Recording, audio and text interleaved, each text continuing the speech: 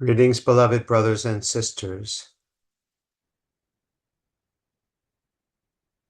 I have spoken before about a tendency towards polarization and tribalism at this time on the earth. Taken to its logical conclusion, it's easy to see that people would separate into camps, partly on political lines, but also on values. And all of the separation that would be seen would reinforce the notion that there is no common ground, there are no shared interests. If I'm right, then you must be wrong, and vice versa. And on the surface, this may certainly happen. There may be people who don't feel comfortable in a particular state, and they move to another state where people share their values. What I want to suggest also, though, that there is a way out of this, and that is that there's a different currency that you can use in your interactions with people. It's very different from the currency of being right and wanting to be with other people who are like-minded and think the way you think. The currency is love. And the difference will be that despite political differences and despite backgrounds, if you speak the currency of love, if you relate in the currency of love, if you connect on the level of the heart and not on the level of the head, you will find it very easy to feel comfortable around people who are quite different from you in every appearance. And this will give you great comfort and great safety. In the midst of what seems to be happening on the surface, where people cannot agree, or people believe that if you don't feel the way I do, then you are the enemy, and they will attribute all kinds of terrible motives to those who don't agree with them. This will not be an issue for you if what you're more interested in is love and connection and shared interest and what you have in common with those who may seem different from you. When you watch children playing, they don't seem to separate due to what adults separate from. For instance, they will play with children of a different language, of a different color, different height, different age. They're just playing and having fun.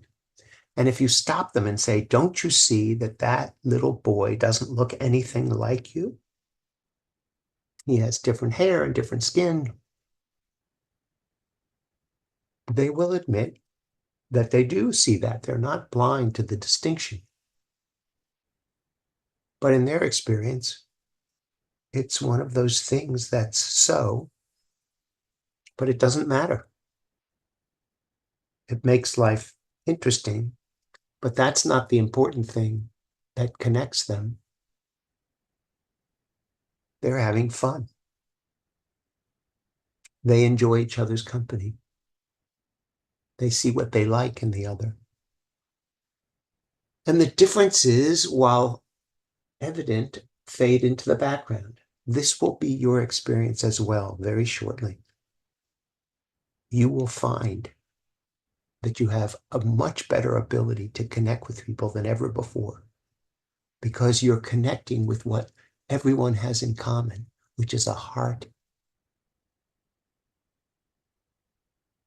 and which is valuing love and kindness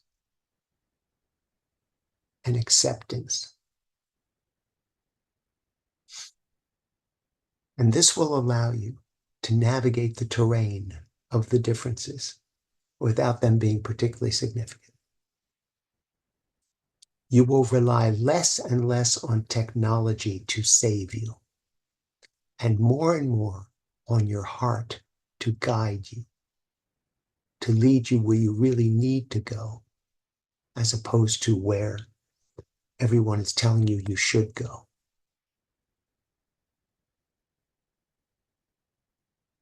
You may become more and more skeptical of those who would motivate you with fear, and more attracted to those who motivate you with love. You will just find the choices that you make will be based on, how am I feeling around this person? How am I feeling with this group? Are we relating on the level of love, or are we just agreeing on the level of mind? It's a subtle thing, but it'll become more and more obvious to you. That's really all you're interested in. In this dear one's experience as a marriage counselor, he has couples change what they're talking about and what they're interested in by deciding that they're only interested in what they love about their partner. And that's all they want to talk about. And that's all they want to focus on. And guess what? That becomes their world. And the partner becomes more and more interesting and fascinating and is seen as a gift if what you desire is to focus on what you love and how blessed you are. All of these things increase, your blessings increase, and your partner becomes more and more amazing if you choose love. It's still your choice, and it always will be, but it'll be easier and easier to bridge the gap when love becomes your only legitimate motivator.